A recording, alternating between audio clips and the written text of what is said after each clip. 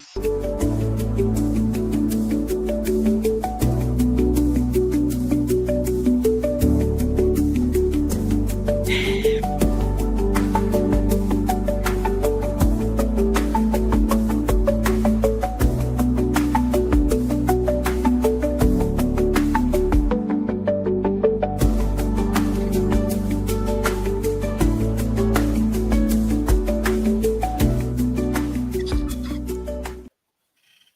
Hello and good evening, everybody. Welcome back to Anime-Zing Radio here on Facebook, YouTube, and Twitch. I'm your host, Doug Engler. Joining me, as always, our wonderful co-hosts, Miss Angela Rose. Hi, everybody. And Mr. Darren Starling. Who that? He did. Again. However, I am going to start tonight by doing a shout-out. Happy belated birthday to John Knight, whose birthday, I believe, was this past Tuesday. Yes. Yes. Happy birthday, John. I know we wish you a happy birthday when we had our Crunchyroll Awards review show. Angela was unable to make it due to life. Life, the universe, everything, work. Crunchyroll review or Crunchyroll roast? Whatever we want to call it. A little bit of both. The fact that Apothecary Diaries didn't win all the awards means sadness. Now, did you watch Solo Leveling? No. Okay, so none of us watched it. I was curious if anybody had watched it to see if it was half as good as the awards said it was. The answer to that is no. That said, a few of my friends have watched it and said it's amazing. But I'm going to go out on a limb and say no, it's not as good as the awards made it out to be. And the fact that Dangers got robbed really made me pissed. Same with Apothecary Diaries. And technically, Freerun lost in a couple spots it shouldn't have. Yeah, Freerun got like 2 awards. Apothecary Diaries got 1 for best Japanese actor, and that was for the voice actress from Amao.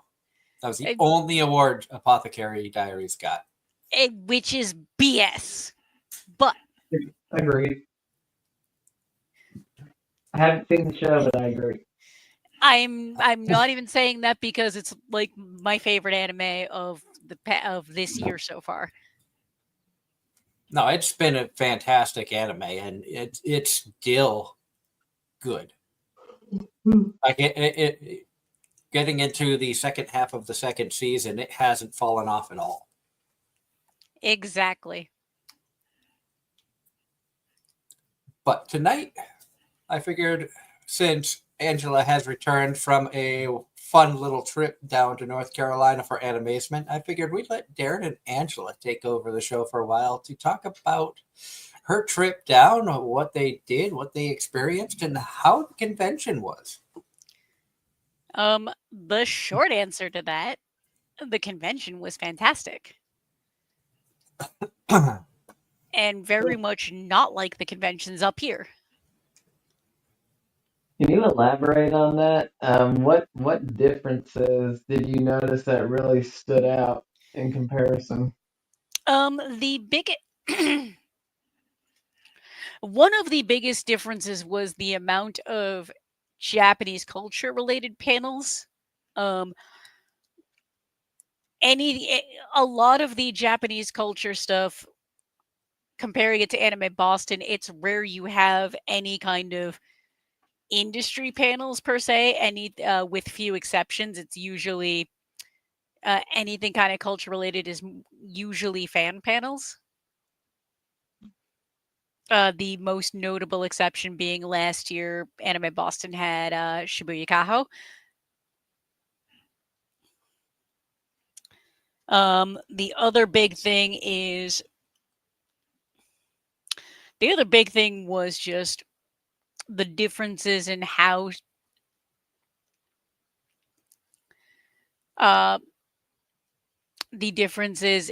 like how people cosplay, what people cosplay from. Just the entire vibe was different. Okay. Did you feel like were you surprised at any of the cosplays you saw? Like were you surprised to see a lot from older series? Were you Uh, surprised to see like what all surprised you really? I was surprised by a lot of the old, more obscure stuff. I was surprised there wasn't more Apothecary Diaries or Free Rin or really popular shows.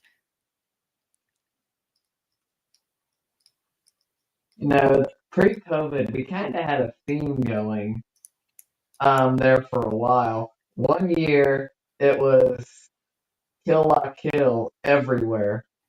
Then one year we had the Madoka Magica everywhere.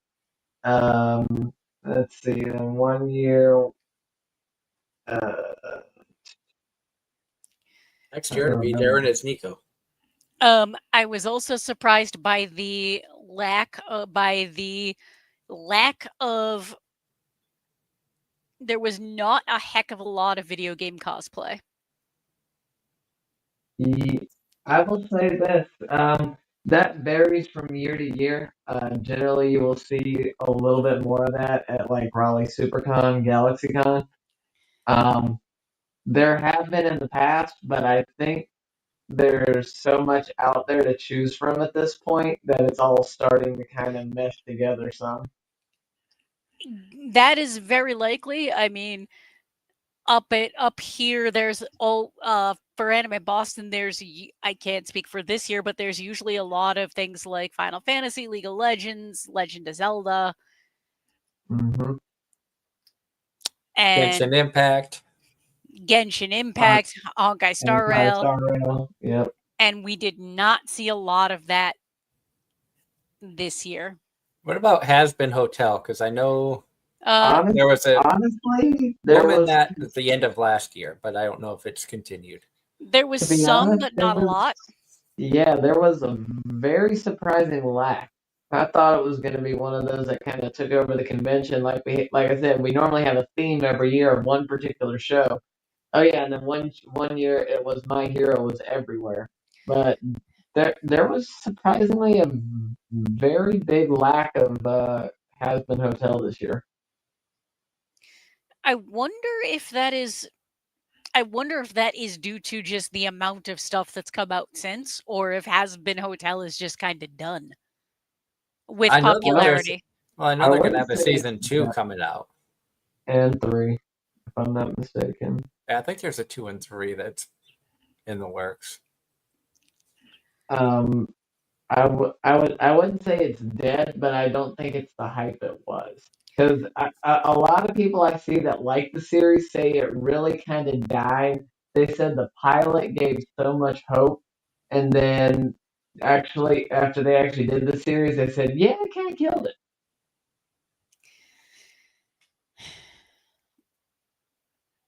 I thought the series was good.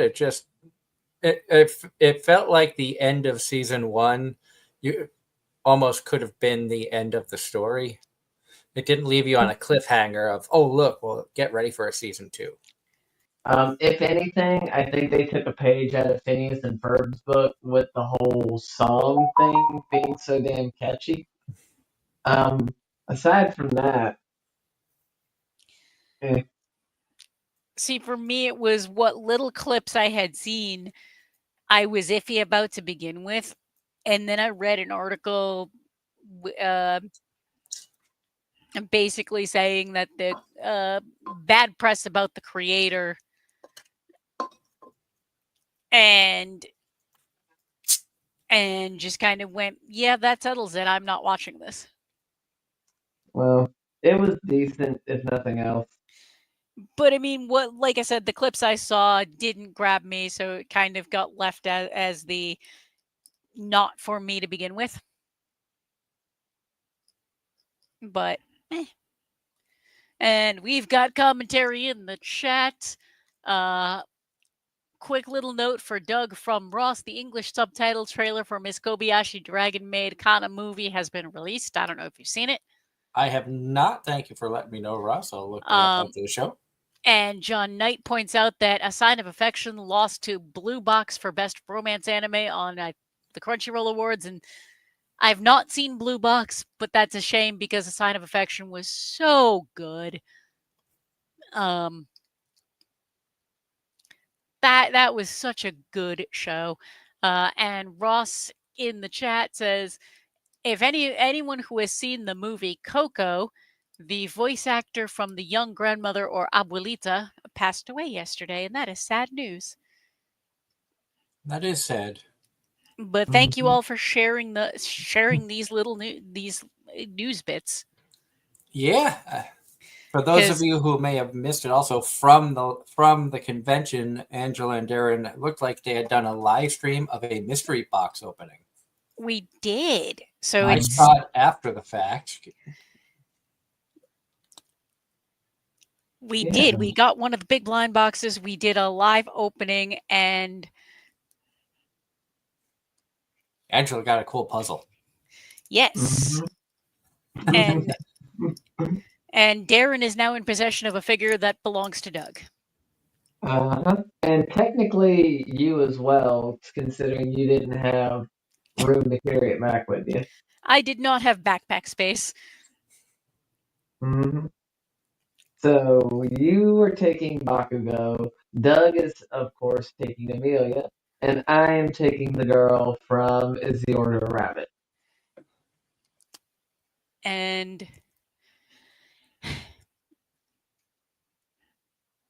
then I think what I have left, because I will admit I did give a few things to my coworkers that are into anime as well. I know I got the Naruto water bottle left. The Naruto hat is mine. And then I got one of the bag straps, the Inuyasha necklace, the Shaman King figure, the Big Mom figure. There was an Inuyasha necklace? It was a lanyard, excuse me. And I got a notebook. I got a new notebook that will eventually become probably my D&D notebook. That Sword Art Online best story arc for that. Because as I've said, and John Knight points out that he saw the Chaika the Coffin Princess Blu-ray. Yep. Good series. And ironically, during one of the panels was Waifu Wars. That was actually one of the panelists' waifus. But yeah, lots of different types of panels than what I would typically see at Anime Boston, or any of the other New England conventions. One of the other cool things was just wandering around in the dealer's room while Darren was looking for specific figures. I kind of wandered to the next table and got handed a shamisen to try and play, which I did poorly. But hey, you tried. Exactly. And there's some really awesome shamisen videos on YouTube for anyone who likes the traditional Japanese music. That's cool. Unfortunately, I was unable to attend the convention that was going on up this way, by Geekdom Con. I saw some pictures from it. Looked like the people who went did have a good time. Question from John Knight in the chat asking, did you get to meet any of the voice actors? No voice actors, but I did get to meet Tokyo Lens, who is a Japanese YouTuber that I've been following for a while now. I know you were excited about that. Oh, I was very excited about that. He was. And none of us made it to Anime Boston. It was the first time, non-COVID, that I've missed Anime Boston in like 10 years. My husband said Anime Boston was a good time. A lot of my friends were there and seeing their posts about Anime Boston. Sounds like it was a good year. It sounded like it was a good year. I guess there was some issues that had happened talking to one of our friends that had been there. Said the con had some issues, water leaks, fire alarms at hotel, multiple people getting escorted out of con for attacking people, putting panels with huge fandoms into small rooms. So even waiting over an hour, you missed it. He said, but overall it was good. So it sounds like your typical Anime Boston. Yep. And also, from Ross, going off topic, but sharing but movie news. Guillermo del Toro is doing a Frankenstein movie coming in November. I would expect that to be for Halloween, but that sounds awesome. Regardless. I do know there is another convention that is going to be coming up in my area called Too Many Games. That's going to be just outside of Philadelphia. So I'm going to keep an eye on the dates on that to see if my schedule will allow us to take a trip out there. One of the guests that was announced for that convention is Megan Shipman. Many of you know her as the voice of Maple from Bofuri, Anya in Spy Family, as well as many other fantastic roles. Now, the real question, did she do any video game work? I'm not sure. Because with a title of Too Many Games, you would think the guests would be gaming related. I think she has done some gaming work. And Ross points out Hibari from Senran Kagura. Yeah. Guest lineup for Too Many Games: John DiMaggio, Courtney Taylor, Charles Martinet, Mark Meir, Samantha Kelly, Ray Chase, Alex Organ, KG Tang, Zeno Robinson, Michelle Ruff, Natalie Van Sistine, Megan Shipman, Kerry Walgren, people from the Purple Worm cast, and Alex Lee had to cancel, unfortunately. Okay. So there's quite a few anime voice actors in there. Megan Shipman, Michelle Ruff, KG Tang, Zeno Robinson, Ray Chase, Samantha Kelly. I know all have done, I think Courtney Taylor also has done some anime work. But that makes me wonder if this is really a game convention or a pop culture convention that's trying to pass itself off as a game convention. I think probably I'm guessing it may have started off as a gaming convention, and where we always talk about there's so much overlap between anime, games, D&D, stuff of that nature. Yep. That might be the case in this, where they're trying to get more, let's get a wider variety of people in, so we're going to bring in some good and also in the chat from Ross, and yes, Ross, I did see this last night. The season 2 One Piece live action trailer was dropped, which included Chopper coming next year at some point in 2026. The trailer is worth the watch. Chopper, they made Chopper adorable from what I saw. I saw pictures of it. We watched the trailer last night. But this is the way I am taking in One Piece, is via the live action, because the live action is really well done. It is easily consumable versus the over 1,000 episodes. Who's got time for that? What is time? Bingo. Time is something I didn't have this week because I was playing catch up. I was playing catch up with work, because between 2 days off and then a Monday holiday meant my to-do list was like way too long. It was like 7 days worth of work in 4. Pretty much. Well, try being me. It has rained every single day this week, and not short rains either. Torrential downpours, boo. Well, Tuesday it rained so much none of us could work at all. And that was your day off from Bojangles, wasn't it? Yes, it was. And Of course and it while I was. was while I was at Bojangles this week, it rained a decent amount as well. Or it would keep me there long enough, just enough to get out and rain again. Ugh. So my schedule, I am like 3 to 4 days behind where I need to be right now. I'm still working on Monday's clients, if that says anything. It does. It does. But no, I think really the highlight of my trip really was getting to one actually spend quality time with Darren in person. We that was just fantastic. And I had Agreed. I had some really good food. Always comes down to food. It does, but I got to experience things I don't get up here, which was kind of the point. And also Bojangles. Bojangles Krispy Kreme, and also Yeah. silver lining, I had 0 flight delays on both ends. Nice. And that almost never happens.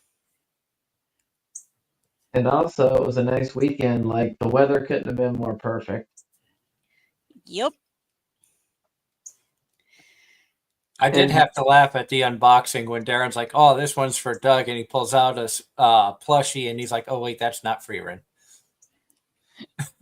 Yep. That did in fact happen. One of the other cute little side notes was the coffee shop in the convention center themed some of their drinks to anime. speaking of which, Doug, this coffee shop was not there the last time that you were here. And that is like new that they recently put in. Okay. But they themed the drinks so and that I thought was pretty cool, even if they were basic specialty coffee drinks. Mm-hmm. Knowing their market, big bonus. Oh, definitely.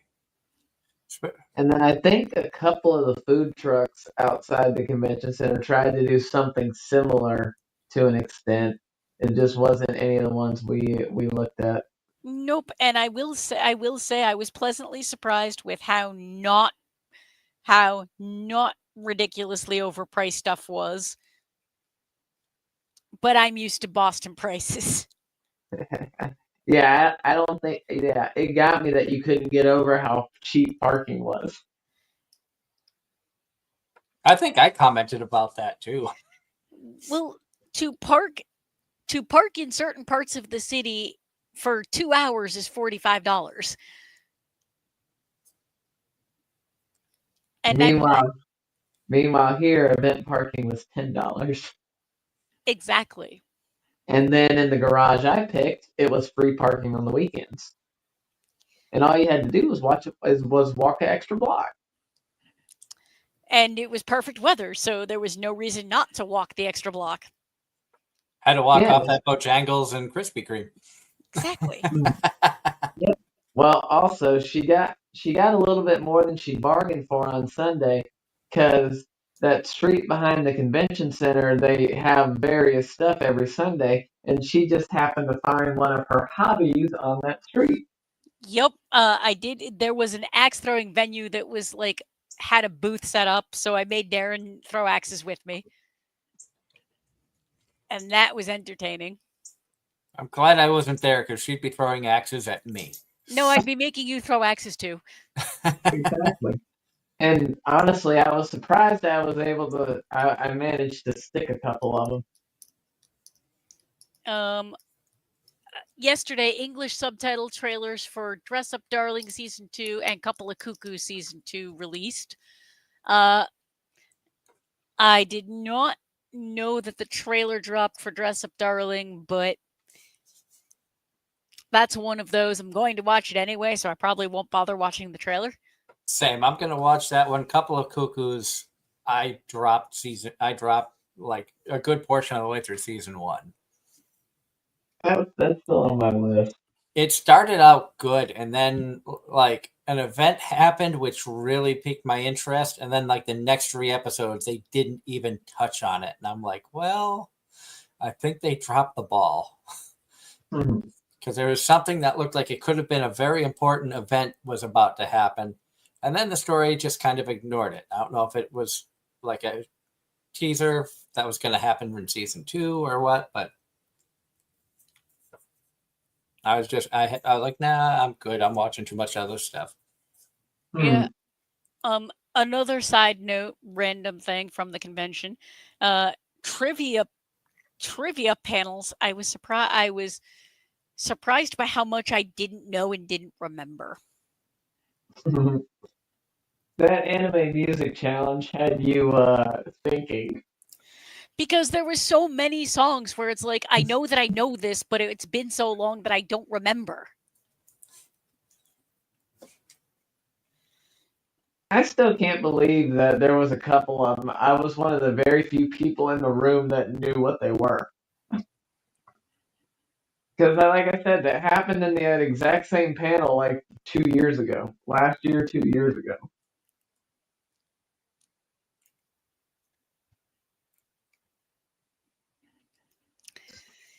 Was there a lot of good vendors and artists that were there this year? Yeah, unfortunately, I did not see our friend. What is?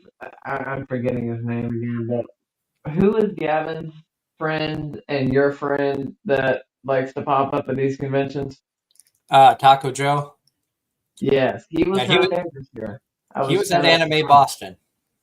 That would be why. Yep. There was He actually there was a couple vendors that were here that also had booths at Anime Boston this past weekend. They were kind of split between us and MomoCon and Anime Boston. Yep, and Anime Boston will not be Memorial Day weekend next year. I think it's gonna be in Easter. April, so I think it's going back to Easter. I believe so. With PAX East being the week before, but that also means there's potential. Well, no, Anime probably Boston, not. April 3rd through April 5th next year. So it falls on my birthday. Happy birthday. So birthday trip to Boston? Oh, we'll see what the timing and the funds allow. I will try my best as well. But no, I realize the likelihood of me actually being able to go down to Anime-Zing again next year is very unlikely just from funding because we are looking at the family vacation being overseas.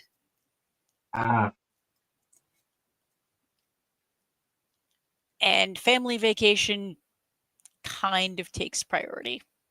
Yeah. I mean, totally understand. No, nobody will fault you for choosing family. And Campfire Cooking in Another World Season 2 trailer dropped as well, English subtitle. Thank you, Ross. Doug, did you watch that one, Campfire Cooking in Another World? I did. It wasn't the first season. Wasn't too bad. I will probably watch season 2.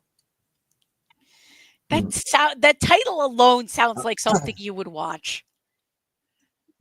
Like it was just kind of. It felt like one of those like decent palate cleansing type animes. Like not the greatest of storylines, not like really gripping characters, but it was just fun and enjoyable. And for anyone who's played Genshin Impact, more industry news from Ross. The voice actress of Paimon is stepping away from the voice role for not being a union. That's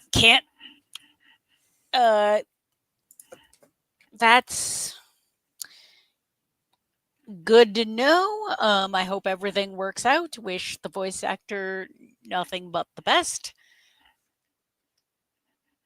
Genshin Impact is not something I've played, but having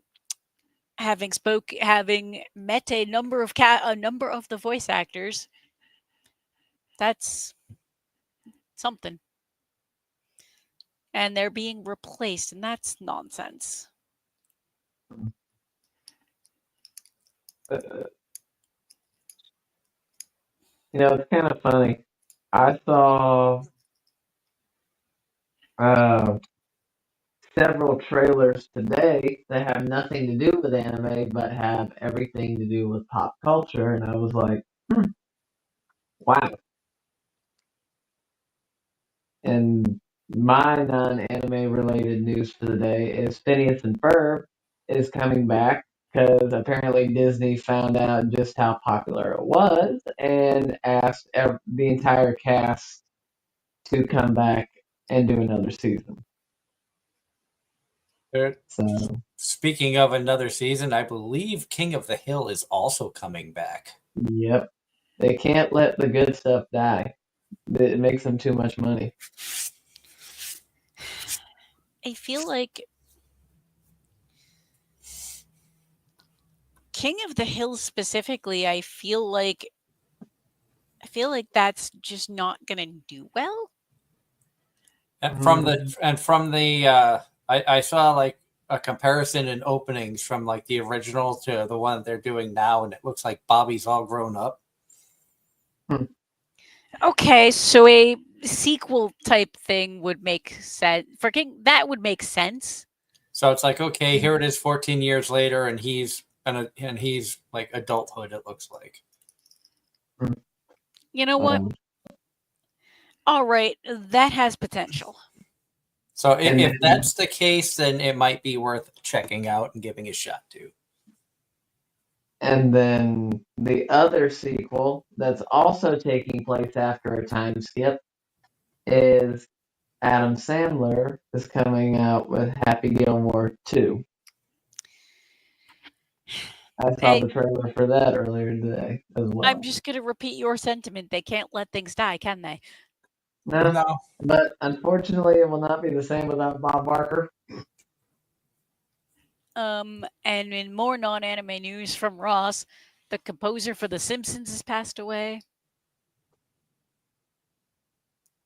That's sad. I saw another actress had passed away recently, but I forget who it was. It was like, oh, it's a show that I used to watch, but I don't remember who it was now. I saw it like briefly scrolling through Facebook, I think yesterday or the day before.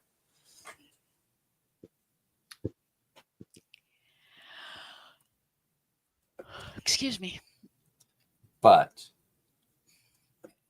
have either of you had a chance to catch up on any anime? I know, Angela, your schedule has been hectic since returning.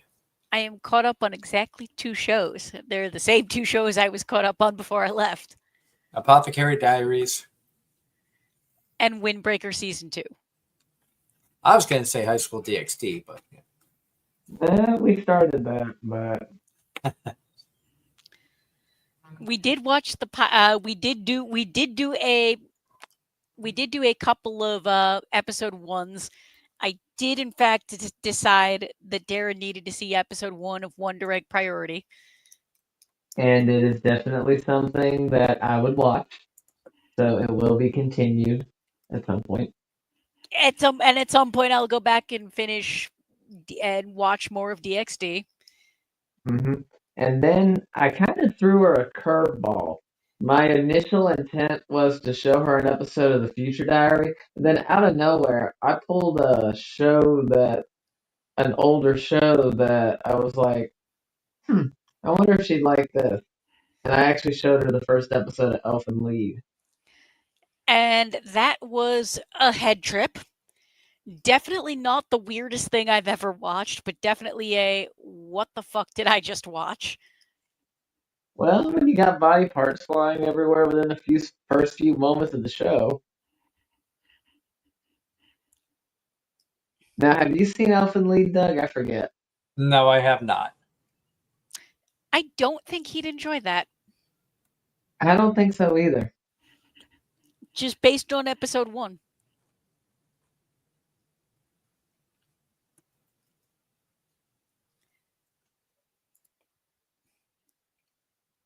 Yeah, stuff that I've heard about it, I figured that would not be up my alley. Ross Oh, says, come on, Ross. That was a good show. Golden Boy is a class of its own. It's a classic.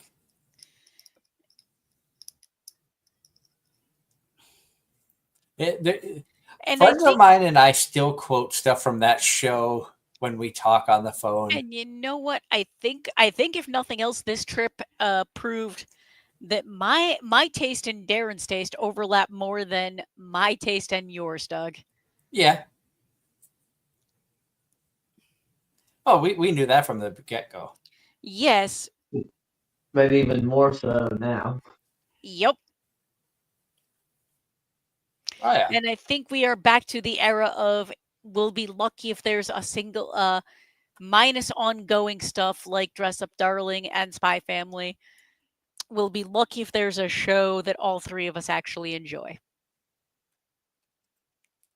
We'll see. I think we're going to go back to the 2 out of 3 at best. We shall see. Now, I have to say, I was very surprised that, well, actually, with the convention as a whole this year, there was not the lines for the 18 plus panels like there normally were. I don't know if more people were just not there this year on Friday night or what, but the lines were kind of, they didn't get capped like they normally do. I wonder if Yeah. the most everybody was downstairs dancing How often does MomoCon overlap Anime-Zment? every year. It's Oh, been like this since like 2017, 2016. fair enough. So I wonder. Excuse me. Wow. I wonder. Yeah, I don't know. I was also surprised by the lack of uh panel capping. I was also impressed with how they managed the lines. Yeah, lines on the floor. Stay in this lane. Go this way. Then go that way. Then come back this way. And I then, I was impressed that that they stuck to that, and B, that the staff actually managed the lines well. At Anime Boston, it was last year. Anime Boston, the lines were a disaster. When aren't they a disaster at Anime Boston? I Uh, love Anime Boston, but there always seems to be something that happens when it comes to lines, whether it's lines for concerts, autographs, people waiting to get into the dealer's hall or artist alley, because those lines start at like 7:30 in the morning and they don't open till like oh, 10. Ross, I don't know what anime you're talking about, or if you're being serious or sarcastic with your comment. He's excited for a specific anime in the fall that he thinks will be right up my alley. give me 2 seconds. I'm gonna look at the fall list. Don't say anything, Ross. I pulled up the summer anime because I was curious as to what we're getting ready to go into, and my God, the amount of sequels that are coming out next And season. Oh yeah, no, which it's me impressive. which means there's which means uh the biggest one for my list for summer is Kaiju 8 season 2. I think he's referring to Spy Family 3. But Spy Family's one we all watched. Oh wait, you're right. My bad. Hold on. Calling me out oh wait, I wonder if that's I know it got announced. I forget when it is. I know there's a season 2 coming for Skip and Loafer. Um, it's not this one. Darren will be wrong, and I'm serious on my comment. It's called May I Ask for a Final Request? Okay.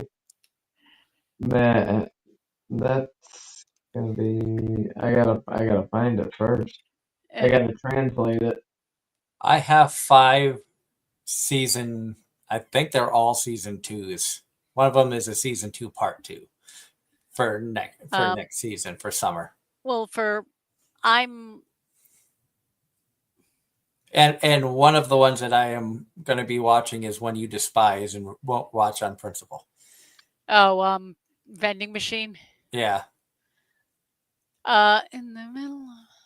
Okay, it's another villainous. Yeah, and I've not watched any of those.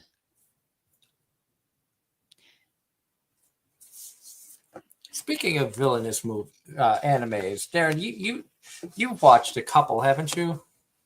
The only one I watched was the one that kind of started the whole villainous thing, and I only made it through season 1. Because the one that my wife and I had started watching, the high dive one, I forget the name of it, but it's the one where the old dude ends up going into the Otome game. That has really been interesting. I would say give it a watch. I mean, it is high dive, but I know you have other places you can find it. And like it starts out almost identical to the villainous one that kind of started the whole trend. But as it keeps going, boy, do they throw curveballs in there that you don't expect. And I feel it makes it so much better. Yeah, Bureaucrat. I think you would enjoy it for the curveballs that they throw in. But yeah, looking at the summer list, most of what I'm going to be watching is season 2s and part 2s. I know coming up in summer there's an anime that Darren is going to be excited about. He's been asking for this for years, and they finally did it. Turkey comes out in the summer. Yes. July 9th. Finally, we get a bowling anime. So there you go, Darren. Your prayers have been answered. You have a bowling anime. And you know what? I will probably check it out. A, I enjoy bowling. B, you've been asking about it for so long. At least one of us needs to sit down and watch it. Knowing your time schedule, if you don't get rainouts on days off, you wouldn't be able to watch it. I can't argue with that either. Like bowling, I've bowled, not competitively or well, but bowling is fun.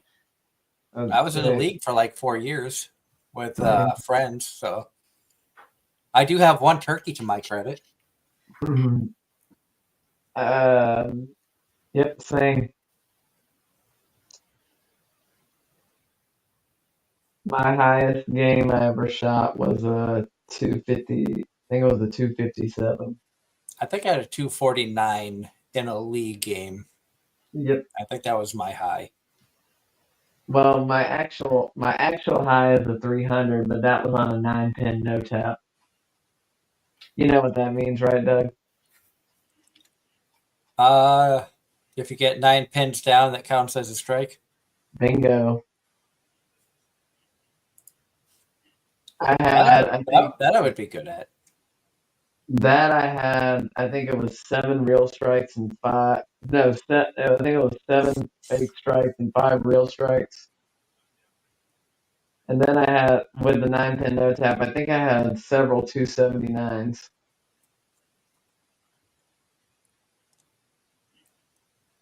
But the 257 was the highest I ever shot, and at one point my average was in the 180s. I think I had like a 170 something average. Unless I had a really bad night, which did happen from time to time. It happens. And also, it's funny. They can oil the lanes all they want, but every time you throw the ball, it's going to be slightly different. Yeah, and then I had to laugh because I put such a nasty hook on the ball that I threw it towards the right gutter and it went in the left gutter. Yep. Nope. Me as well. Been there, done that. how I got most of mine was standing more or less on the right side of the lane and then tossing it to where it went into the pocket. Yeah, I just can't do straight lines. Um, Well, Well, what used to annoy like my buddy Ben was huge into bowling. He worked for the bowling alley part time in the pro shop. He gets into a sport, he goes in deep. And we used to bowl for fun from time to time, and I'd go out there, and my grip is not your typical grip. hmm I typically use a 2-finger grip. I don't use the thumb. Okay. But sometimes when I'm feeling goofy, I will just put my pinky in one of the holes and throw the ball that way. I um, have a 70% strike rate using my pinky. Ross says, I'm going to tell you guys my bowling technique I got from a cartoon. I recreate the way that Fred Flintstone goes on his tippy toes technique to bowl. so so long as y'all don't copy the bowling form that we learned in Wii bowling with dropping the ball in the audience. Oh, God, I forgot about that. That was Yeah, always no, fun. I haven't been bowling in a very long time. Neither have I.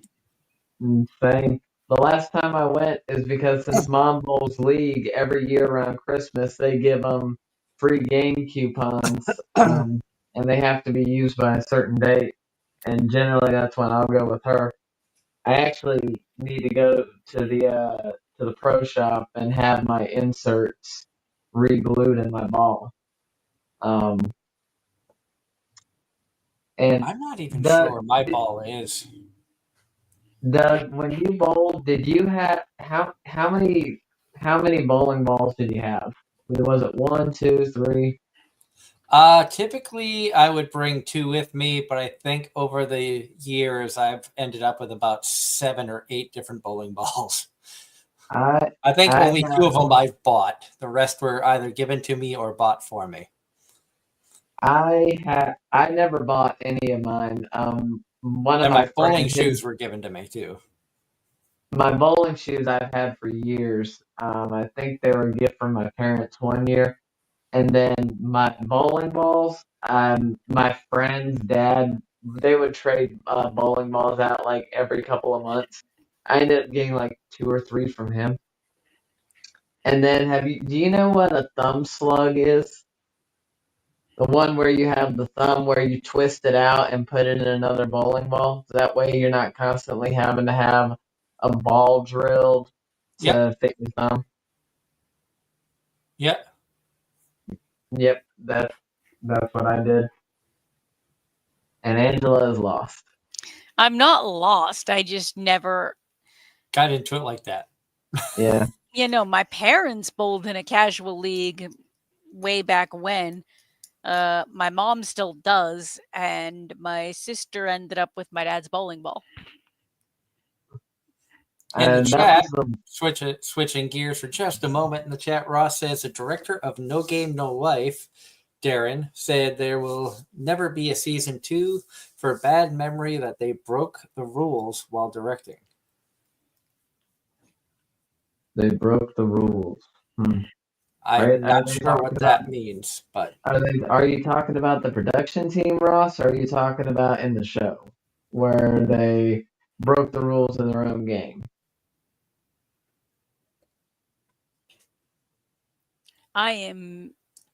Now I'm confused because this is a show I've never seen.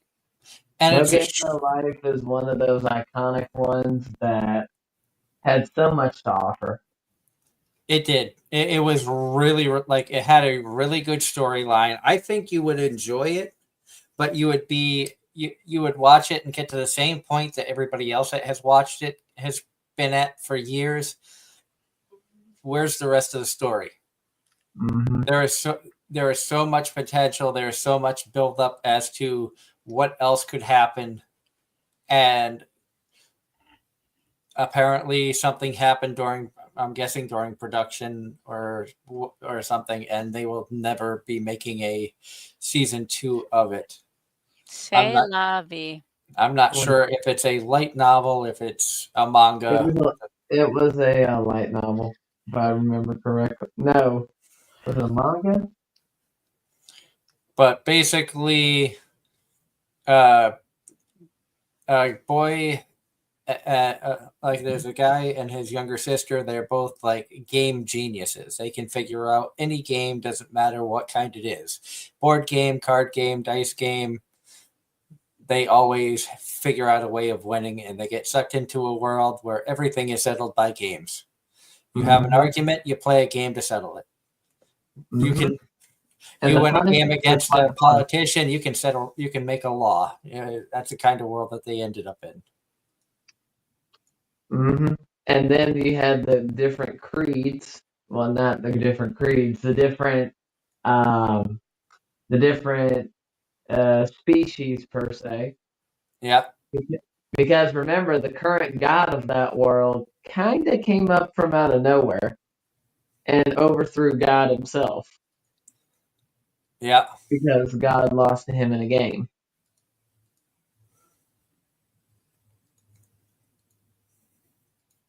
But they only, of all the different species that there was only I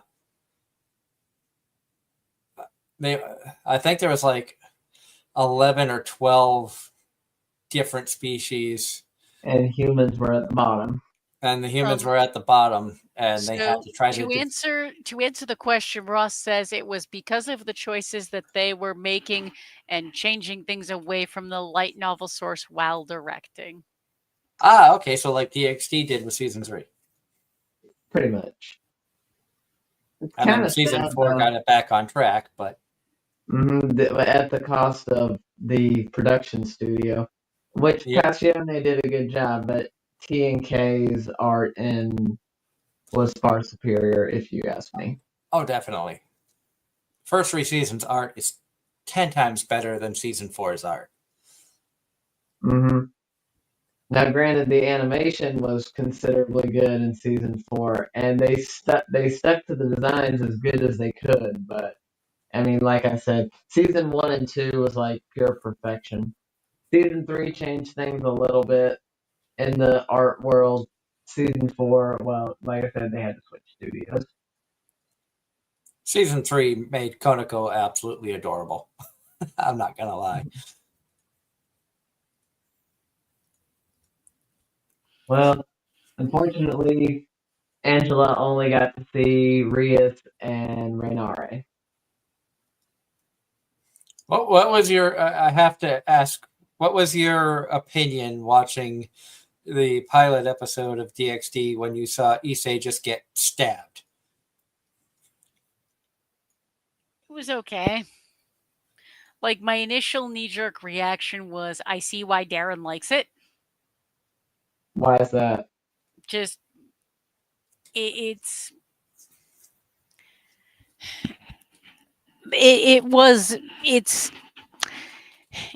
etchy, it's attractive women, it's a decent story, decent everything.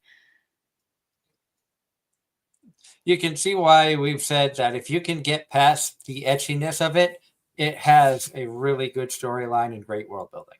You just Yep. have to be able to get past the etchy, which not And- everybody can. But once and you probably get the beyond it, it's really, and they even work the etchiness into the storyline. Issei's pervertedness is his power. just like several other protagonists in anime, ironically.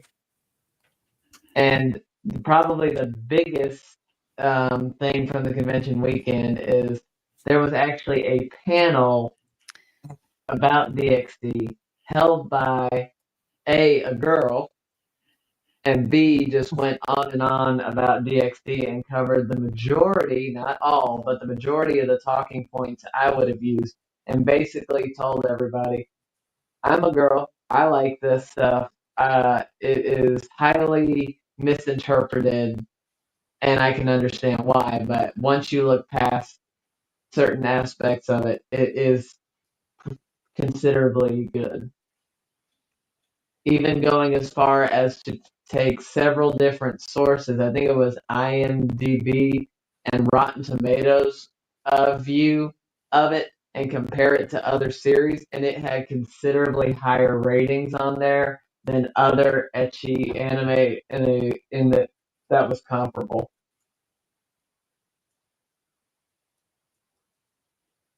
Um, were there some points she made I disagreed with? Absolutely, but like I said, all in all, she got most of what I would have. That was the main thing. And in the coming year, Darren's going to try to reach out to her about joining her as a co-host for the next DXD panel. Pretty much. I mean, the only problem is I don't have Instagram. And that is what most people use these days for that kind of stuff. Yeah.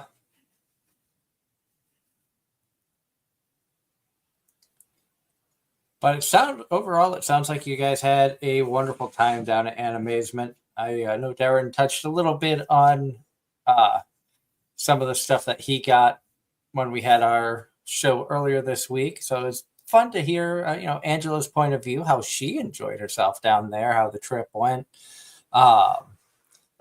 Having tried true Southern Bojangles, how would you rank that? Since we always talk about food on the show, how would you rank that amongst other chicken competitors like KFC, Popeyes, Better. Chick-fil-A? Chick-fil-A is decidedly mid.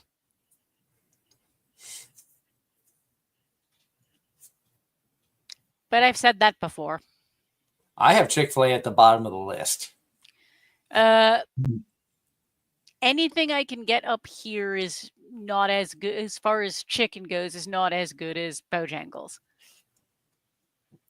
Now, what would be fun is to have you come, is if you had time when you came out for PAX Unplugged, if you could make it to Reading and try the Bojangles in Reading as a comparison.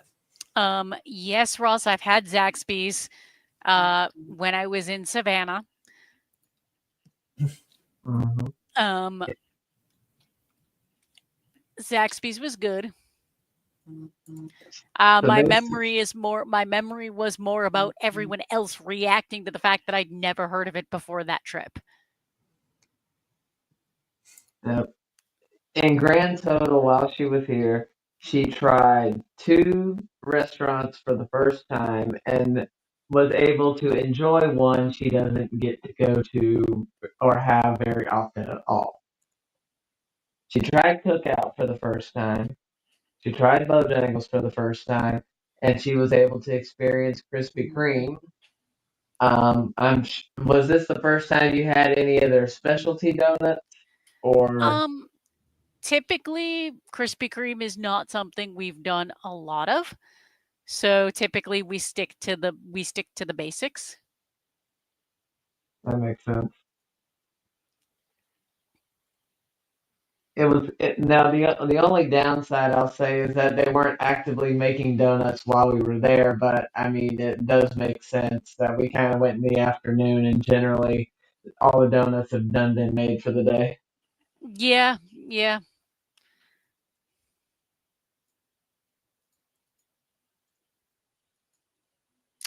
Ross, or not Ross, John Knight in the chat. Wow, I can talk. Really, I can. Says he's watching My Happy Marriage dubbed on Netflix. Is on episode 8. Let me know what you think. How are you enjoying that, John? I did enjoy that show. That one, in my opinion, was better binged than week to week. But that's just an opinion. I think there are a lot of shows out there that are better binge than watching week to week, especially where, like, every season we all end up having at least 5 to 15 shows that's like, oh, we're going to check out this one. And then every week it's remembering what drops on what day. can I find this one? And then you end up, in my case, I watch so many shows. Sometimes it's hard to remember, okay, where did we leave off? I have to get a few minutes into an episode to remember, okay, where was it from last week? Thank God for, Catch Me in the Ballpark, because that one is not a storyline. That's just random stuff that happens, 3 different stories per episode. So that's a very good palate cleanser. But a lot of the other shows, it just kind of... And sometimes you just need a good palate cleanser. And Ross, going back to Krispy Kreme, Ross is sharing a Pokemon quote. I love jelly donuts. Jelly-filled donuts are my favorite. Yep. I do like jelly donuts. I also like the headlights. I like the chocolate cream filled donuts as well. Give me the fat stuff, I just periodically love a good donut. I haven't had a donut I don't think I've had a donut in a while. It's been at least a couple months, I think, since the last time I had a donut. It might be... I think it's been a few months since the last time I had a donut. I think Dunkin' Donuts had come out with a special whoopie pie donut that we tried. I think that was the last donut I had, was like a whoopie pie donut, where it was just like cream filling between taking a chocolate frosted donut or a chocolate glazed donut, cutting it in half and putting the like cream filling in between. And Ross says he hasn't had donuts in a few years. And John Knight says for him, the first episode of My Happy Marriage was so emotional he wanted to cry, but the next couple episodes were so good. Yeah, that's my recollection of it as well. It started off strong, and I just kind of lost interest in season 2.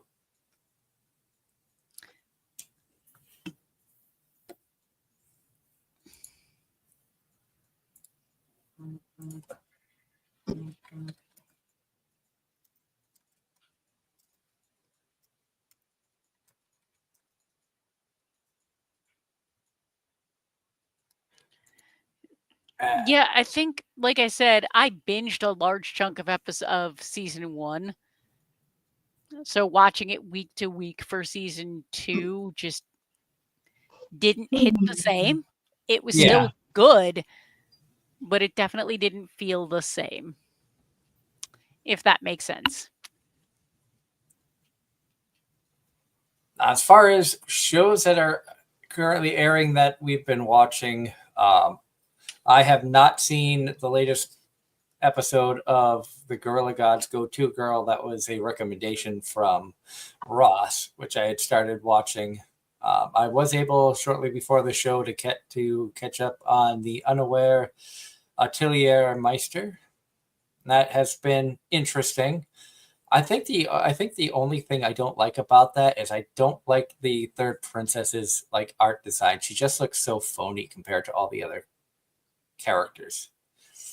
It feels like they put so much time and effort into every other character, and then she just kind of looks like... She reminds me of the blonde girl from Tomo-chan Is a Girls. Oh, Carol? Carol. She kind of reminds me of her, with just like the face is just so like we've seen so many animes where like the character designs, like they put intricate details on faces, they look good, this one just kind of looks fake. And then we've got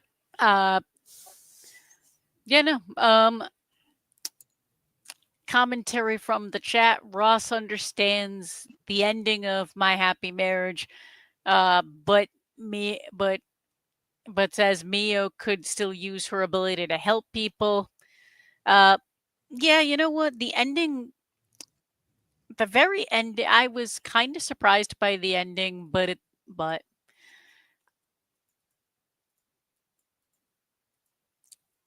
I will agree with that, Ross. And then John Knight says he watched Watched season 2, episode 18 of Apothecary Diaries. Yeah, Apothecary Diaries is just like my favorite show right now. I've actually sat down and recommended it to my mom and sister when we were over there the other day. I was like, this is a show I think you two would really enjoy. Because they like a lot of different shows. Like, I mean, I don't know how it would compare to like Outlander and shows like that, but I know that they enjoy Outlander and they watch a lot of TV. So it's like, I think you would enjoy this. It's an anime, but I think you would enjoy the storyline. Yeah, I can't argue. I can't argue with that. Um, I also enjoyed a lot of Outlander. I love historical fiction. That's just me. My wife is on book number 4 of the Outlander, like the book series that inspired Outlander. So she's gone back to read it. She's gone to reading the books, borrowed them from the library. So I did the same. I'm still on volume 2 of Realist Hero light novel. I only read that when I'm on the train and we're stopped somewhere. So being on Jersey this week, there's a good chance I could get a lot of reading in. It's amazing to see how much stuff was changed from the light novel to the anime, and how much more. Like, there was stuff that happened in the anime that they didn't really explain how they came to for it to be. And going and reading the light novel, it's like, oh, well, they don't touch on this until like the second half of season 1, almost the end of it.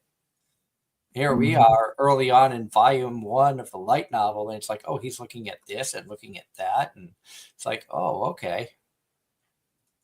So I'm very happy that I decided to start reading the light novel on that, because I've gained so much more knowledge of the series. And Doug, that is why animes exist, to promote the source materials most of the time. Doug, question from Ross to you. In Gorilla God, did you get to the mountain training camp episode yet? Yes, I did get to that. That was definitely interesting. It had your very typical anime flip a table moment, where the main 2 characters are basically caught in a blizzard area. They're in a cabin. They kind of, I believe that they can kind of confess that they have feelings for each other. It looks like he's about to go in for a kiss, and the door opens up. Kill the mood. And she freaks out, and because she's got basically the strength of a gorilla, she pushes him off of her, and he flies through a wall into a snowbank.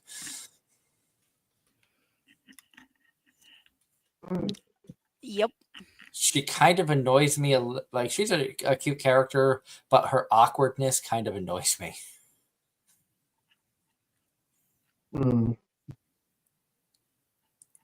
She's just so wishy-washy and second guesses everything, and is so stuck in her head. It's kind of annoying. But we see that trope a lot in anime.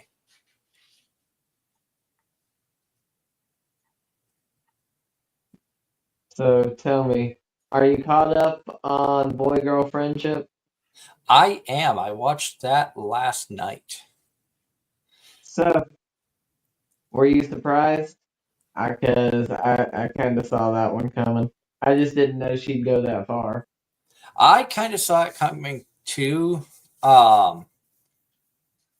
It makes it kind of interesting to see what he comes up with in the time frame. So I'm curious to see where that goes. And does he finally admit to himself that he has feelings for her?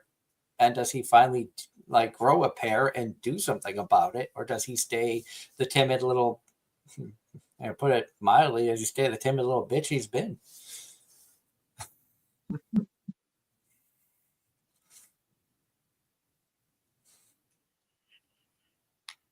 Yeah. Ross also said, going back to Gorilla Girl, go to bed as a squirrel, wake up as a man. Yeah, that one was kind of a surprise. I didn't expect that to find out that the guy was, the squirrel that she'd been seeing. Killing Slimes, I have been keeping up with. That has basically just been more of the same. Cute anime, cute characters, interesting situations. I started watching. I left my A rank party to help my former students. That has actually been a pretty good fantasy dungeon crawl style anime. A lot of the stuff that's happened in that has been entertaining. Some surprises, but not a whole lot. It feels very much like you could categorize that with about 30 other anime, but they try to do their own little spin to it.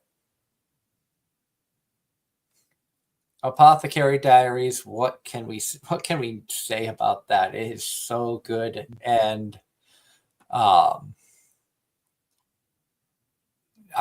you said you are caught up on that, Angela? I am. What did you think of the most recent episode? A whole lot of reveals. Mao is starting to figure some stuff out. Well, Mao has figured out certain things, but also on the other end, we get a lot of, on the other side of the coin, we get a big reveal on Jinshi as well. And I like how now the person putting Jinshi basically in a corner and being, are you going to step up or are you going to cower away? I find that very interesting. And well, that's hilarious because of who specifically it is. It makes it that much more comedic.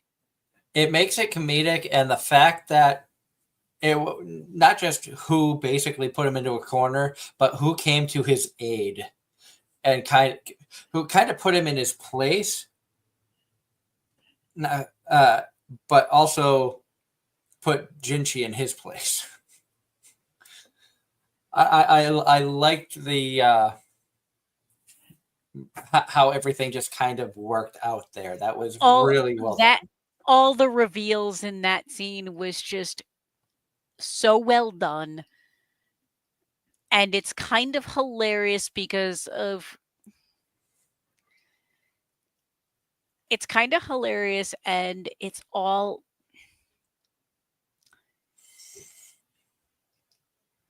And even if you saw some of it coming, you didn't see it coming like that. Yeah.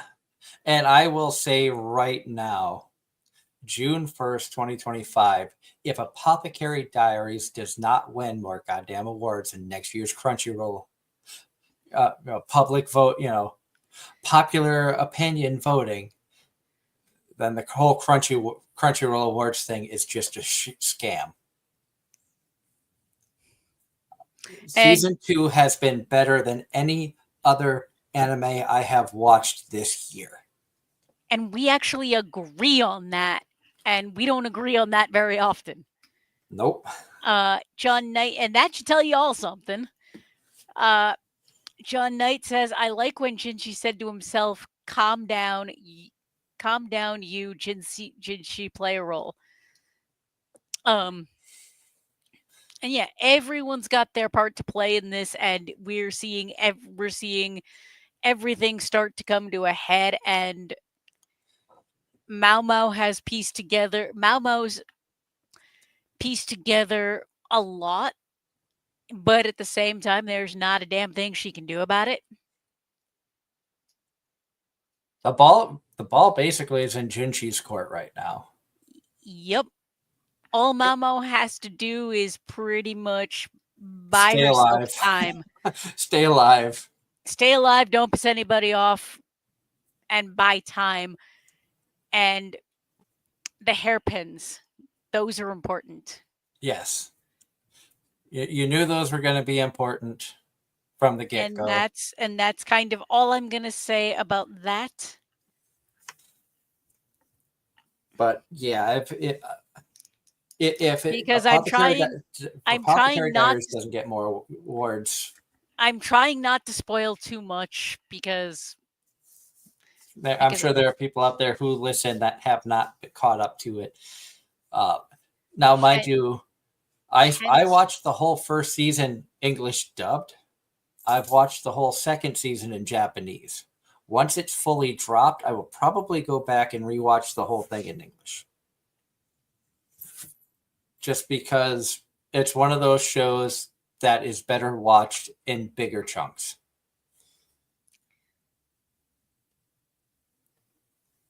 The week to week is fantastic, but leaves you hanging on, and it's like when that episode ended on Friday, my wife and I both were like, we want to know what happens next, but we have to wait.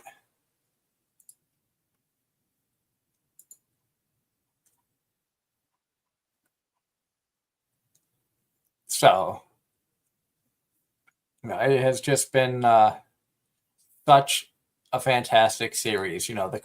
Hats off to the creator of it. The artists, everybody associated with Apothecary Diaries. It by far has been the best anime storyline that I have seen. Like I think it's a better anime and storyline than Frieren. I'll just come out and say it. And I love Frieren. I think Apothecary Diaries is better than Frieren. Now that may change when Frieren season 2 comes out, depending on how the anime continues, as opposed to how far I've read in the manga.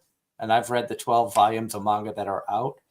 And Frieren has the potential of being right up there as like a 1A, 1B with Apothecary Diaries. But time will tell because we're putting 2 seasons up against 1.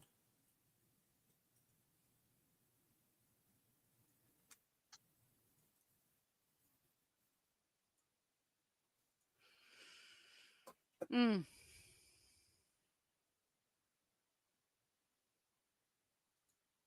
And John Knight in the chat says, a reminder, the Apothecary Diaries will take a break on June 20th because of special programming.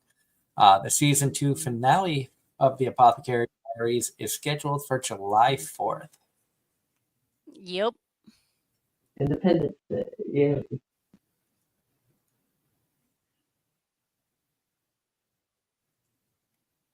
So definitely can't wait for that.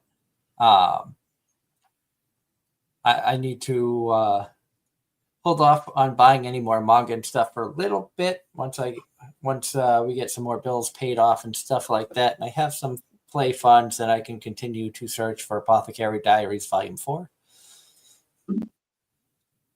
But I do still have 2.5 volumes of Realist Heroes light novel that I can read. So it's not like I'm going to be bored on the train.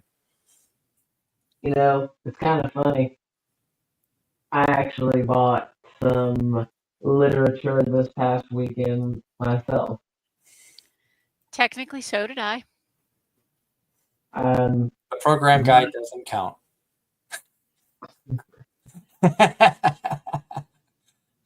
I found several more volumes of the DxD light novel at, ironically, the booth that I've helped break down now second year in a row. So I found volumes, I think it was 10, 12, and 14. Nice. And future anime question for Darren from Ross. Are you still going to listen to The Midnight Heart in winter, or is it just me? Never even heard of it, so I'd have to look at it. Sounds like something I'd watch, though.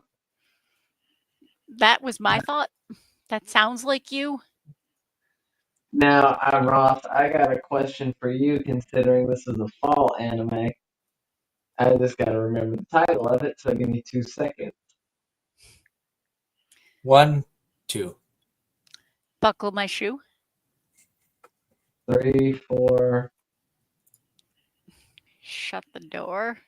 Mhm. Oh, we're going down this rabbit hole. Another good show that I have been watching this season. Too Perfect Saint, tossed aside by my fiance and sold to another kingdom. That has continued to be really, really good. Not gonna lie, Angela, I think you would enjoy this one. I know I've said it before. I think this is one you would enjoy. Oh, Uh, sorry, lost.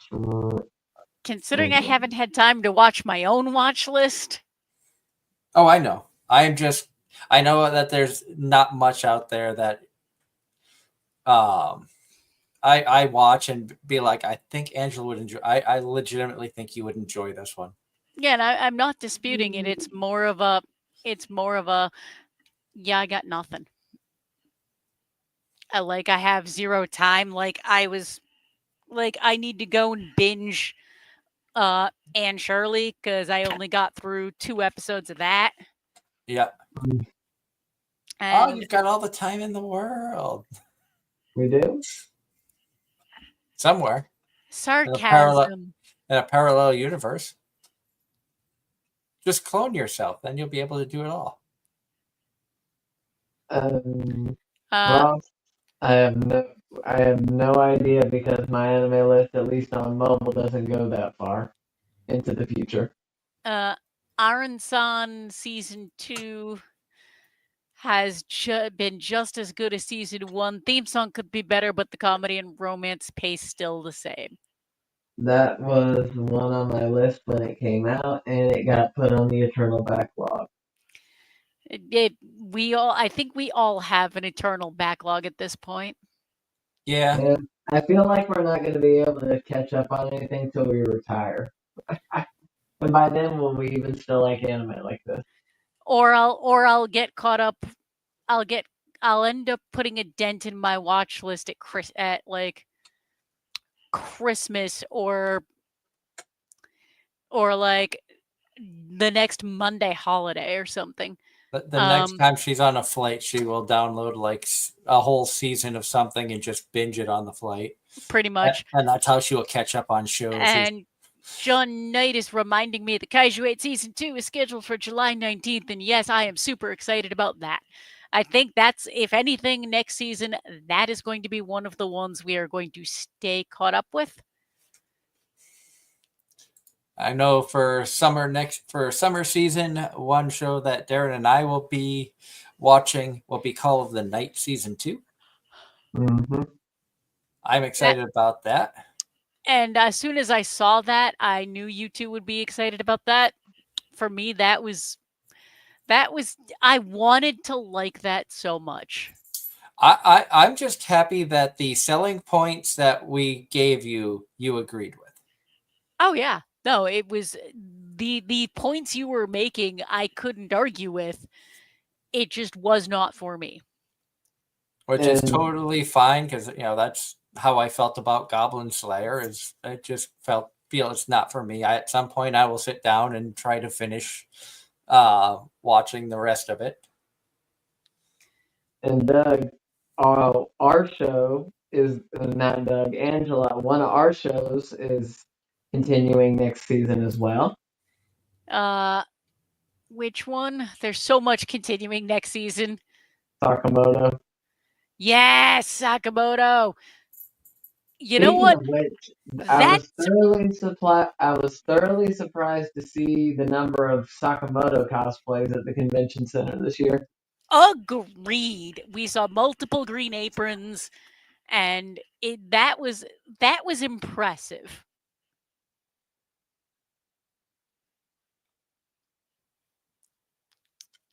Another season 2 that I will probably watch because I did watch season 1. I was reincarnated as a 7th prince, so I can take my time studying magic.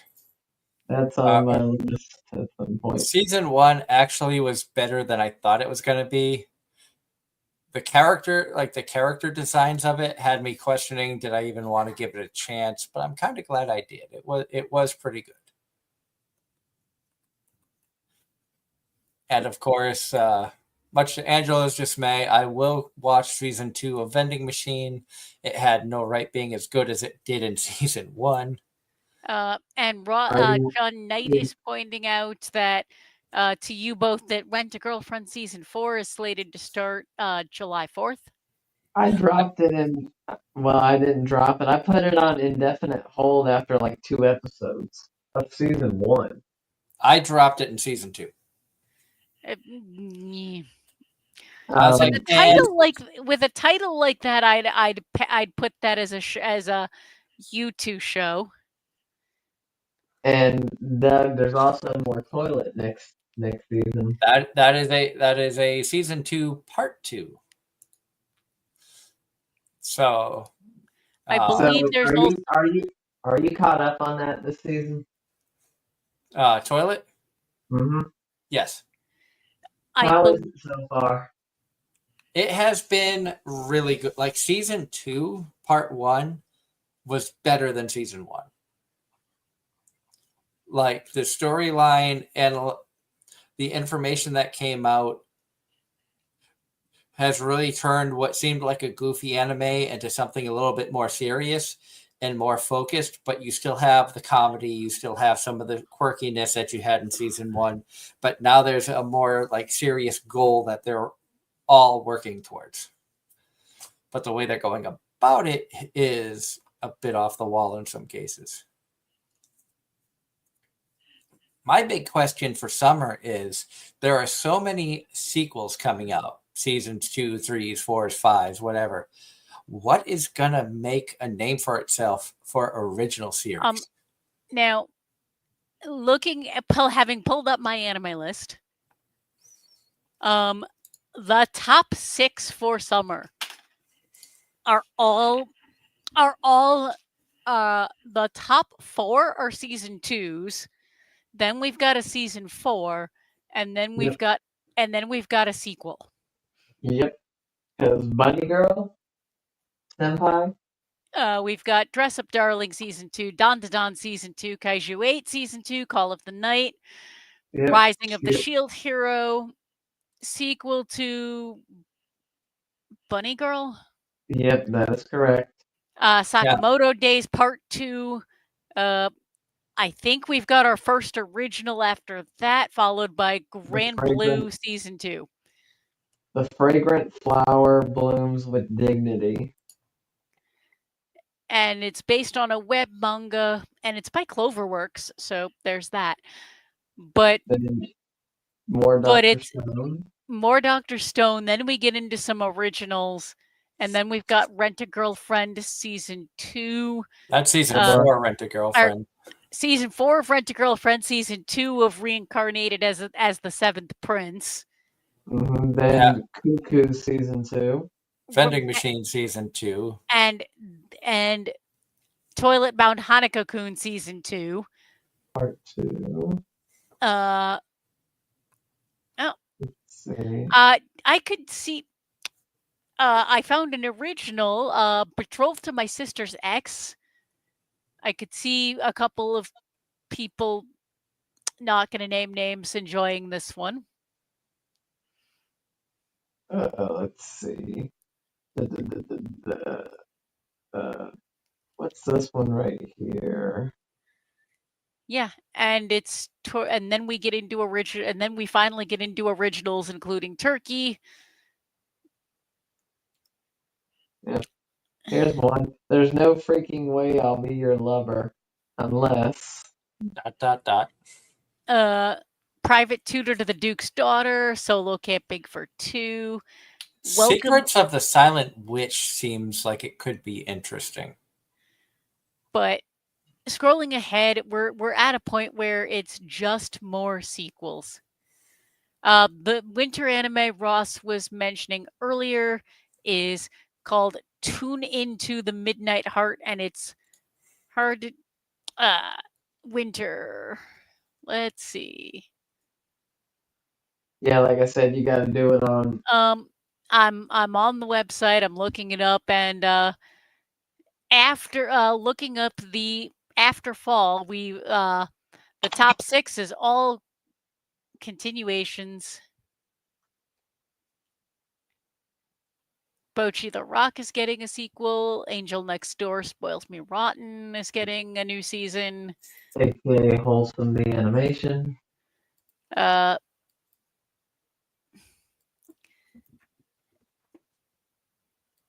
It's seasonal and to be announced. Or later. I'm on later. Tanya.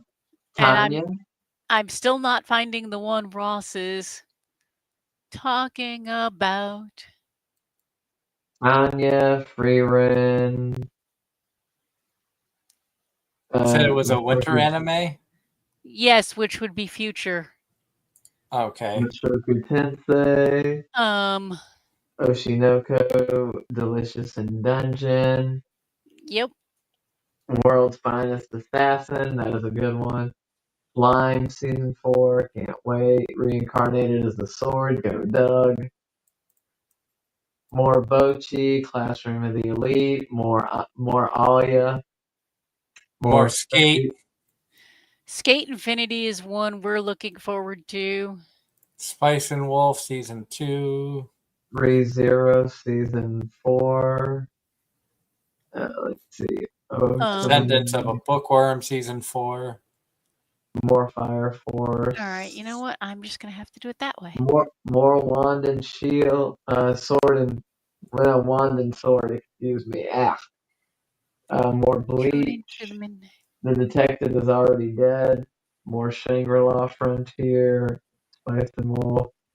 More 2.5 Dimensional Seduction. Chain Soldier. The Wrong Way to Use Healing Magic.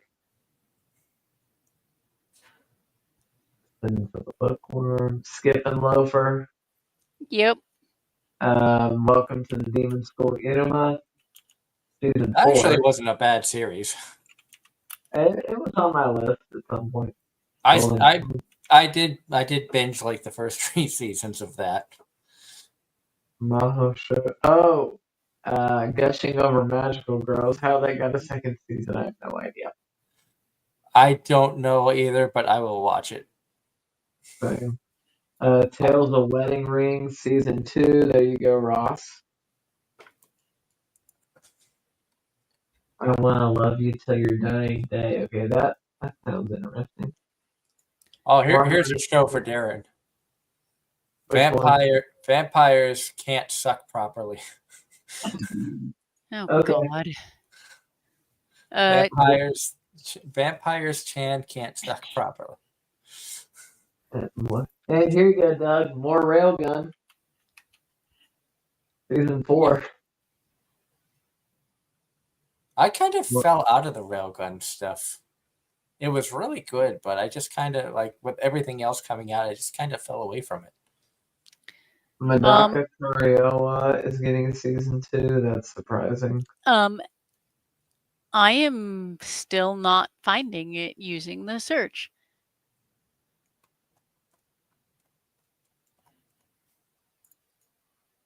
Oh, let's see. Something Senpai. Looks like something I'd watch. What class? Class something or another, yes. Black Torch. Tune into the Midnight Heart. Yeah, I'm trying to find it, and I'm not finding it. Oh, I found it. So where is it? Okay, hold on. It's to be announced. It's called Maya. It's called Maya Naka Heart Tune. Is it under seasonal? Is it? I found a Wikipedia page for it. It's 2026. So it doesn't say what season, but it's a school harem showbiz comedy romance. How did you find it? It was under the later anime. You just had to scroll way down. I thought I'd gotten all the way down, but trust me. It's over there next to. It's over there near Black Torch, Class something or another. Reincarnated as something. Kimi Boku. Starting at the bottom and working my way back up. Oh, if you start at the bottom, you've gone way too far. This is like near the top third of the scroll.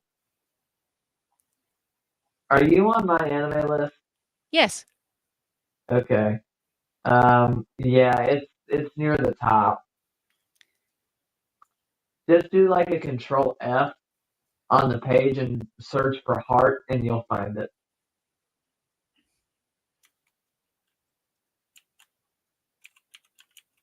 Oh, here it is. I found it. Mayanaka Heart Tune. Yep. When Arisu Yamabuki was all alone in bed at night, he was able to find solace in the voice of a radio host who went by Apollo. However, one day she simply stopped broadcasting without any explanation. Years have passed, and Arisu is now a second year in high school. He makes it his mission to search for Apollo, as there is something he wants to tell her. He doesn't know what she looks like or even what her real name is, but he manages to get some leads on her in his school's broadcasting club. That's where he meets four girls who all dream to get a job where they can make full use of their voices. Just who is Apollo and how will these four dreams pan out? That could be interesting. The fact that it's labeled as a harem kind of turns me off a bit. Because that's not something I like. Yeah.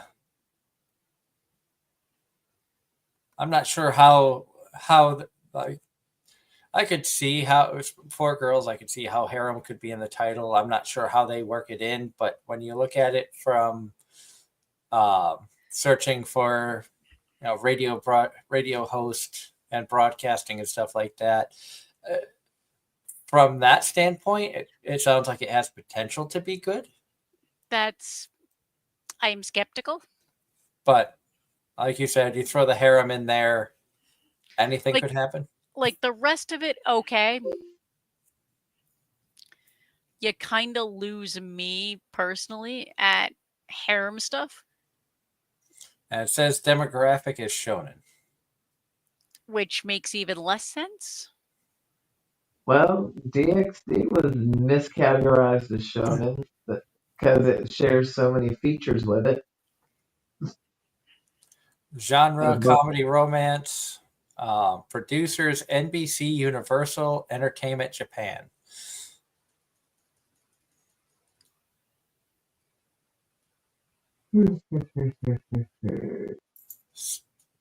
Studio Geku is who's going to be putting that out.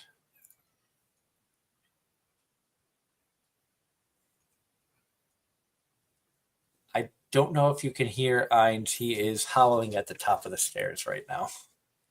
Nope. Nope. Okay, I wasn't sure how sensitive this microphone was, but I could hear him over the headphones. So I'm like, I don't know if anybody can hear the meow, meow. No. Nope. All I hear is the 3D printer going on in my living room. She's printing more cosplay. Mm. Let's see. That's for O&A. Man, there's a bunch of O&A coming out. Oh, so, okay, that's all foreign.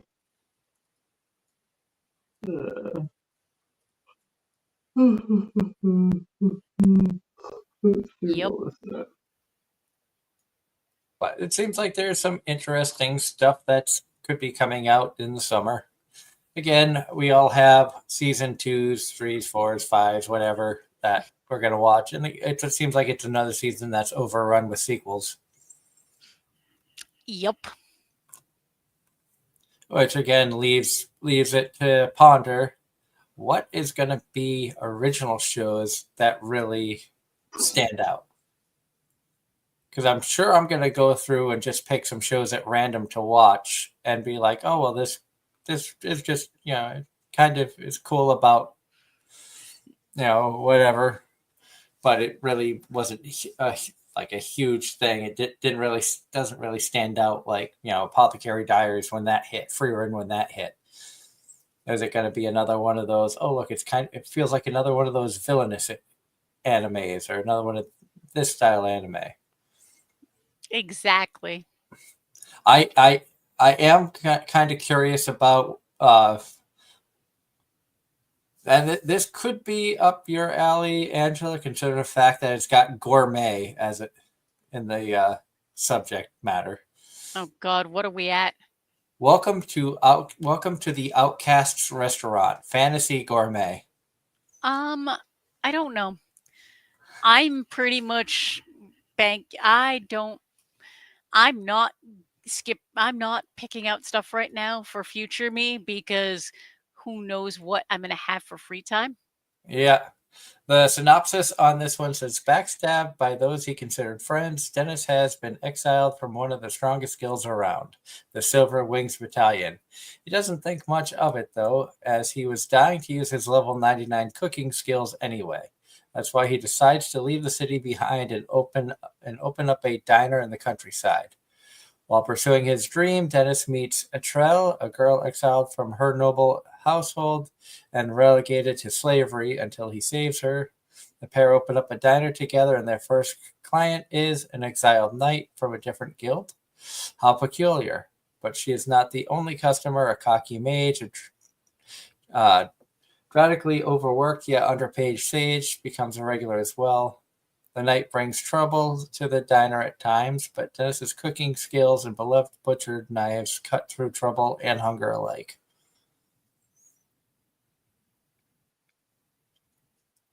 Studio OLM. I see the potential there.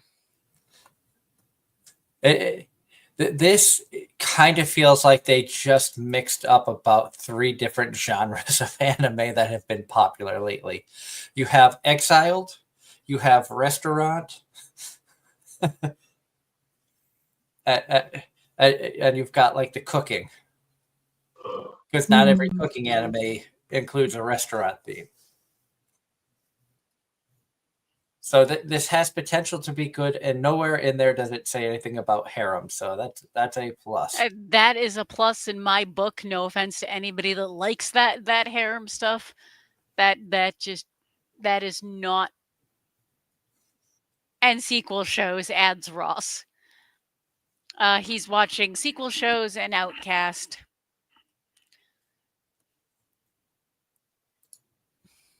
So that one kind of caught my eye. Turkey obviously is one I want to check out. Just because bowling anime, and who knows if Darren's actually going to have a chance to watch it. So he'll need to hear it from somebody. Yeah, well, I fully intend to. Fully intend to and actually doing it are not one and the same.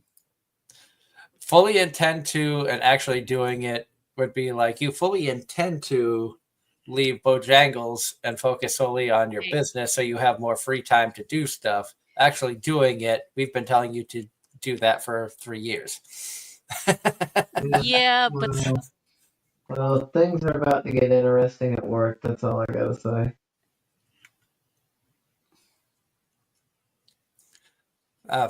Another show that's got potential that I will probably check out, scooped up by an S-rank adventurer. Says adventure fantasy, which has been right up my alley as of late. Yep. I've been enjoying a lot of adventure fantasy type shows. One day, Lloyd, a white mage, is banished from the hero's party. We've heard that story before. Lloyd, who has lost his job, happens to accompany an S-rank party on a quest by chance. At that time, no one knew that the hero's party would collapse and Lloyd would gain fame. Yet, this is a story of an extraordinary support magic user who thinks he is normal and becomes an adventurer, while he is unaware of how he eventually becomes peerless.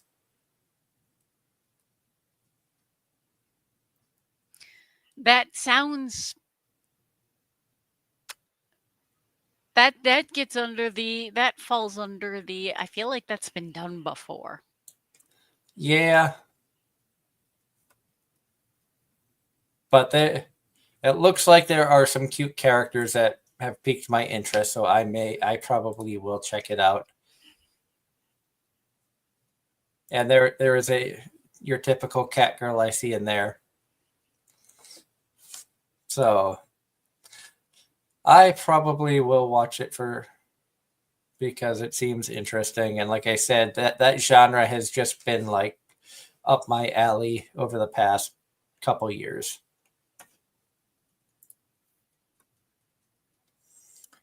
John Knight in the chat says 6 more days until the 10th anniversary of the Show by Rock dub. Let's not forget with Show by Rock that Megan Shipman also directed Show by Rock Mashu Mairesh, and I believe she also directed Show by Rock Stars. She was also in Show by Rock as one of the band members. I think she was Marionette. I think she was in like the water set, the band where the girls sell water. I forget their name, but God, now it's like if I can make it to too many games, that's like 4 autographs I want to get from Megan. I know I won't be able to afford it all, but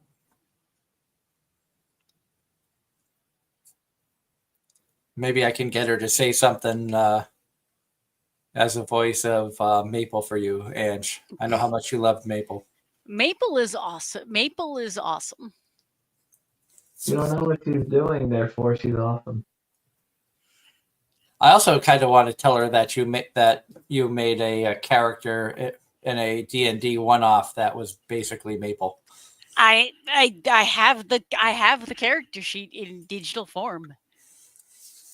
I think she'd get a kick out of that. But I want to get her on the show so you can tell her the story. I know she's just been really, really busy as of late. Haven't we all? Yeah, especially with her career, conventions, and parenthood. Yup.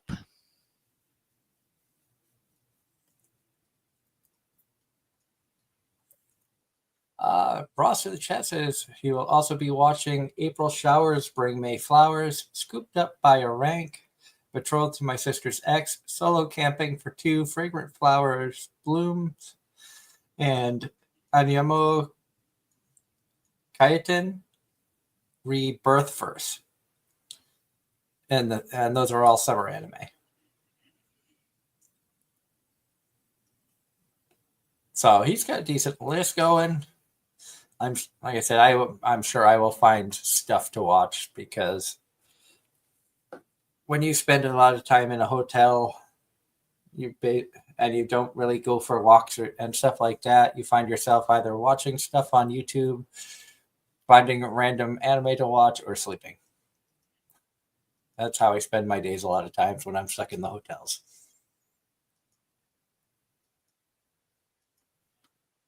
So that I think I'm the only one that's able to typically keep up with my watch list through a season is because I have trips where I could spend 30 something hours in the hotel.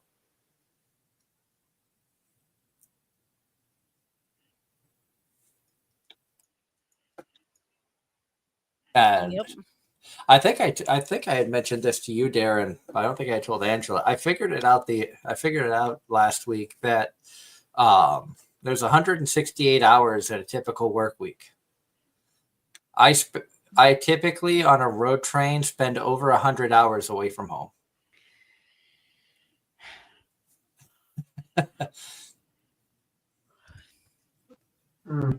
And John Knight has said in the chat that he has joined my anime list.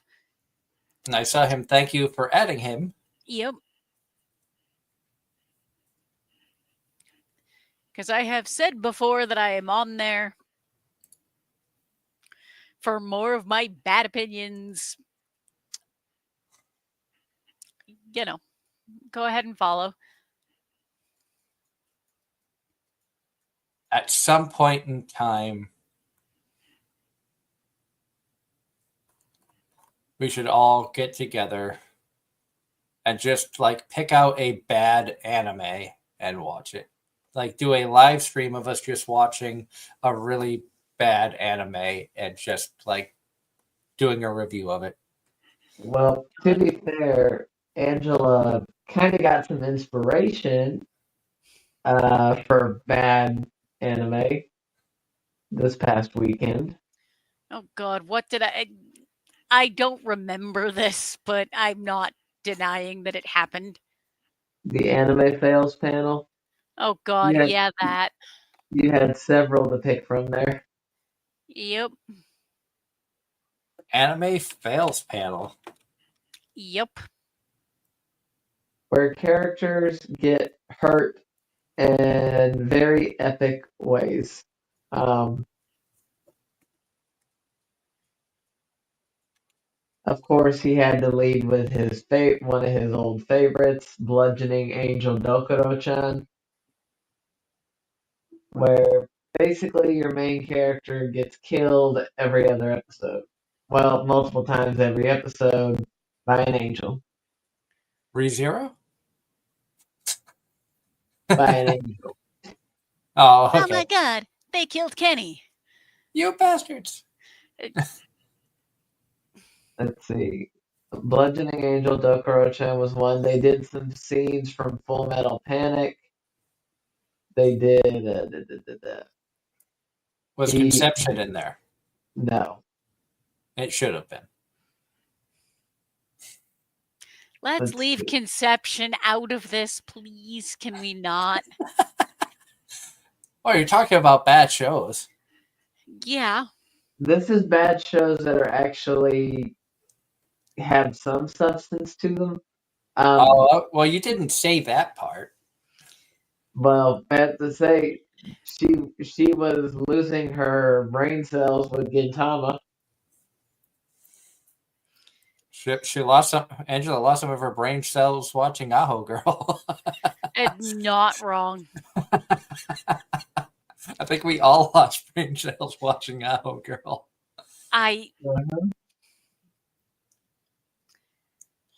The dog was the only redeeming quality of that show. I like the I like the disciplinary committee president. On a different note, Angela, have you been keeping up with Trash Taste? With what time? They just had their but Friday they dropped their 5-year anniversary award show. Was Chris Broad part of it? I have not seen it in its entirety. I got through the first 2 awards. Oh, dear Lord. So I've seen like 15 minutes of it tops. So who spent the most money out of the 3 on stuff? I have no idea. I'm going to go out on a limb and say Joey. But then again, Joey recently got engaged. And don't forget, last year Giga had 3 weddings. Oh God! He got married. Him and Sydney got married in Japan, in the U.S., and in Thailand. Wow! So there was some money spent there. And so Joey and Aki are finally engaged. Yep. So big congratulations. It only took how many years? Too many. I mean, they both had said openly on their channels when people have brought it up that, they didn't have any plans on getting married anytime soon due to the fact of the way their careers were, and their time was taken up by so much. Joey, let's not forget, Joey recently launched a clothing line. Aki has had a lot of stuff she's been doing on and off of her channel, including schooling to be more fluent in Japanese. So a lot of stuff in their personal lives that nobody really knows about as well. You factor all that in.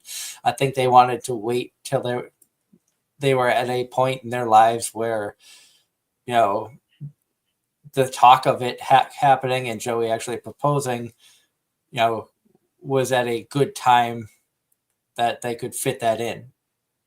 We all know when lives get busy, sometimes it's tough to and planning a wedding is a big deal. There's a lot that Yep. goes into it. Oh, very much. Having worked in the industry and having planned my own at one point, yes. So, hats off to them, and I, wish them nothing but the best. I believe that we all feel the same on that. I am Yep. curious to see what awards they get. Also, they were going to be doing a live stream coming up in June on their Twitch channel.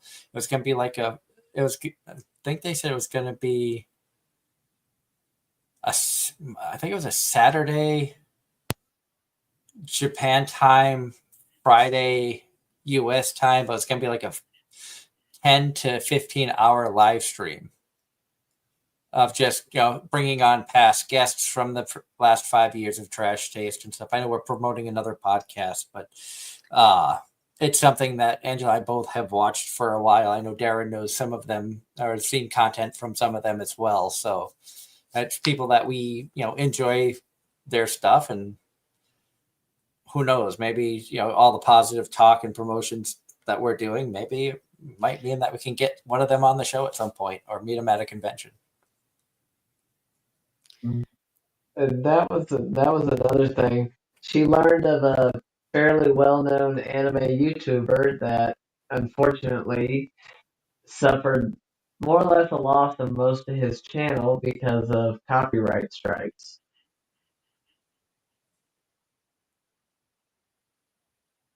Yeah, that does happen. But we are almost out of time. I My know, God, right?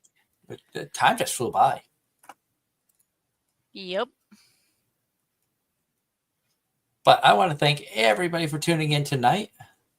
I know it was a fun show, especially getting to hear about Angela's trip down to North Carolina and having fun experiencing a convention in a new state. Yeah. And now the only part of the trifecta that hasn't happened, because Angela and I have been to a con together, Darren and I have been to a con together, and now Angela and Darren have been to a con together. Now we need to get all three of us in the same place at the same time. Yeah, let's see how that miracle goes. From Ross, last thing to say before the show ends. A cartoon I watched when I was younger called The Life and Times of Juniper Lee aired 20 years ago. I feel old. The fact that Show by Rock is going to be celebrating 10 years for the English dub, that makes me feel old.